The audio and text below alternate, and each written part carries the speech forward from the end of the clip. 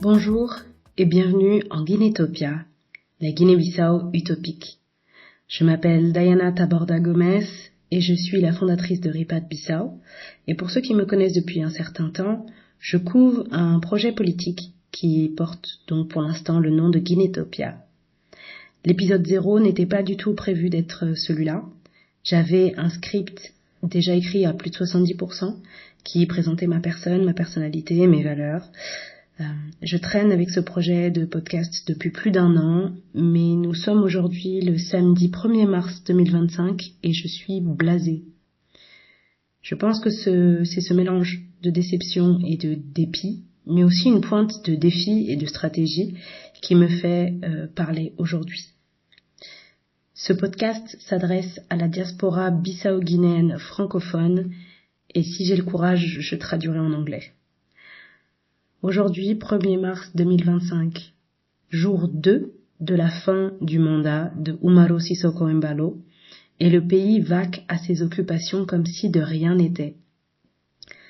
Certes, apparemment, lui-même n'est pas dans le pays, mais le plus grave encore, c'est que dans les 50 partis politiques du pays, personne n'a les couilles, excusez-moi du terme, de mettre sa tête devant et diriger la contestation.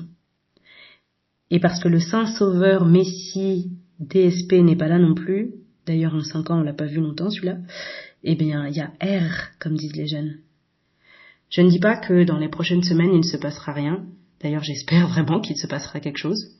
Je dis simplement que cette inaction des premiers jours après la fin du mandat, Umaro Sissoco Embalo a été le démarreur pour oser exposer ce que j'ai à dire sur l'avenir de la Guinée-Bissau. Et qui suis-je, moi, petite Diana, pour venir me plaindre? Je suis personne. Je suis une fille de Zéningué, comme on dit, qui plus est née en France, repatriée que depuis 4 ans. Qui suis-je? Eh bien, à un moment donné, ce complexe d'infériorité du bas peuple, il va falloir en faire des confettis et un feu de joie. Et je reste polie. Laisser les plus riches et puissants diriger un pays, ce n'est pas une démocratie, c'est une plutocratie. Laisser les plus âgés diriger un pays, ce n'est pas une démocratie, c'est une gérontocratie. Et enfin, un pays où le peuple n'intervient que pendant les élections tous les 4 ou 5 ans, ce n'est pas une démocratie, loin s'en faut, c'est au mieux un système représentatif. Alors, Guinétopia, c'est la proposition des rêveurs. Ceux qui n'ont pas d'intérêt à écraser les autres pour être heureux, ceux qui ont cette capacité à remettre en cause le statu quo dans tous les domaines. Et ça va sûrement secouer. On sait tous que le capitalisme, c'est tabou, mais personne pour essayer d'en venir vraiment à bout. Manque de volonté partout, proposition claire et simple nulle part. Avec ce podcast, je n'ai absolument pas la prétention de dire que Guinétopia est la meilleure solution telle qu'elle est aujourd'hui, mais bon sang, j'affirme haut et fort et avec grande fierté que Guinétopia est un projet simple pour repartir sur des bases simples. L'humain, l'Africain, la famille africaine, le bien-être de chacun et le bien-être collectif. Des valeurs communes, la fondation du vivre ensemble et enfin l'éclosion des talents de chacun pour une société où tout le monde a sa place et sa dignité. Avec ces éléments-là au centre et en y ajoutant toutes les avancées modernes, la Guinée-Bissau n'est plus si utopique que ça, si on se donne les moyens et la volonté politique d'essayer. Je ne veux offenser aucun de nos frères et sœurs, mais pour rien au monde je voudrais essayer d'implémenter ce projet au Nigeria, en Égypte ou en Afrique du Sud. Trop de population, trop d'intérêts contraires, trop d'emprise occidentale, et vous savez ce que ça veut dire. Ne vous méprenez pas non plus, j'ai bien conscience que la Guinée-Bissau n'est pas vierge de mafia capitaliste, de nègres de maison ou d'emprise occidentale. Mais bon sang, pour 2 millions d'habitants, on ne peut pas rêver un peu mieux que la situation actuelle? On ne pourrait pas faire entendre la voix de chacun ou presque? Même en comptant avec toute la diaspora, qu'elle soit historique ou économique, franchement, on peut faire mieux que ça, non? Et au XXIe siècle, il n'y a pas besoin de sortir de Saint-Cyr pour gérer, orienter, éduquer, valoriser et rendre heureux, 3 millions de personnes. D'ailleurs, je tiens à rappeler que Saint-Cyr n'a jamais eu ces vocations-là. Je vous laisse réfléchir un instant là-dessus. Le premier épisode aurait pu s'arrêter à peu près là.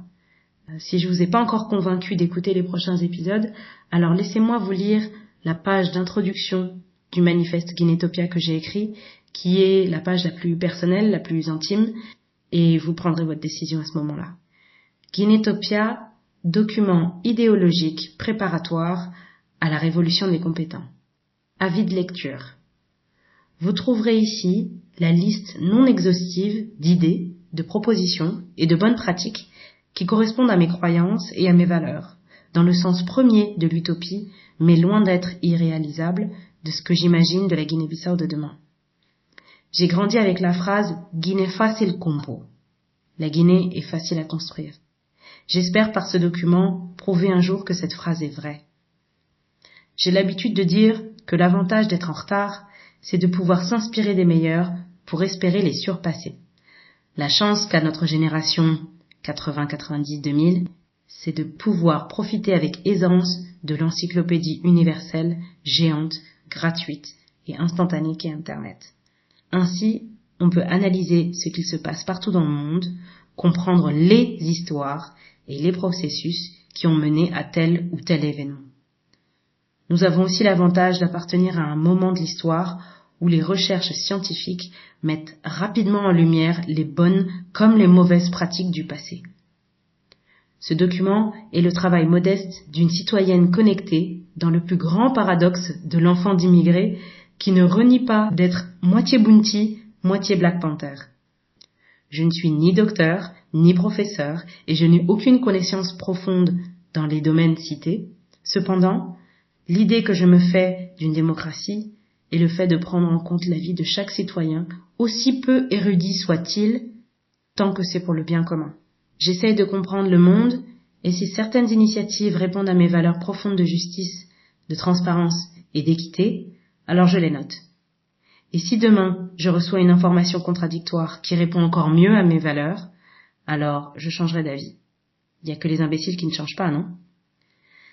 Ce document est écrit dans un objectif politique assumé, dans la posture d'une accession à la présidence, avec une équipe formant le gouvernement déjà préétabli, autour de 2030, d'idéologie panafricaniste, altermondialiste et écologiste. Dans la colonne « Urgence », les actions à mener plus ou moins avec les moyens du bord au moment de la prise de fonction. Les réformes sont les changements profonds nécessitant de gros investissements à effectuer lorsque l'État sera réorganisé et les finances publiques assainies. Ce document sert avant tout de base à des débats collaboratifs afin de construire ensemble les propositions à défendre des futurs candidats. Attention, pour en faire un vrai projet, il manque 2 éléments. Premièrement, la connaissance de la réalité du terrain social, culturel, législatif. Deuxièmement, le budget pour la mise en place des 10 projets. Mais ce document n'a pas pour vocation d'intégrer ces aspects-là. Essayons d'abord d'imaginer ensemble le grand quoi, l'image de la Guinée-Bissau idéale, Guinétopia, sans barrière psychologique, sociale ou financière. Le commun sera la seconde étape. Cabral disait « Personne n'a encore réalisé une révolution victorieuse sans théorie révolutionnaire ». Il disait aussi « Je suis un simple Africain tentant de payer ma dette à mon peuple ». La citation que j'aime beaucoup et qui m'inspire énormément de Sankara, c'est celle-ci. « Le plus important, je crois, c'est d'avoir amené le peuple à avoir confiance en lui-même, à comprendre que finalement, il faut s'asseoir et écrire son développement, il faut s'asseoir et écrire son bonheur. Il peut dire ce qu'il désire et en même temps sentir quel est le prix à payer pour ce bonheur. » Et c'est là que je vais m'arrêter pour cet épisode d'introduction à Guinétopia. J'espère que ça vous a plu. J'espère que vous allez pouvoir le partager un maximum à toute la communauté bissau-guinéenne pour qu'ensemble on puisse vraiment aller au bout de cette réflexion-là, au bout de ce projet et vous êtes les bienvenus. Vraiment, j'attends vos retours avec impatience pour qu'on puisse créer ensemble la Guinée-Bissau de demain. Ciao, ciao.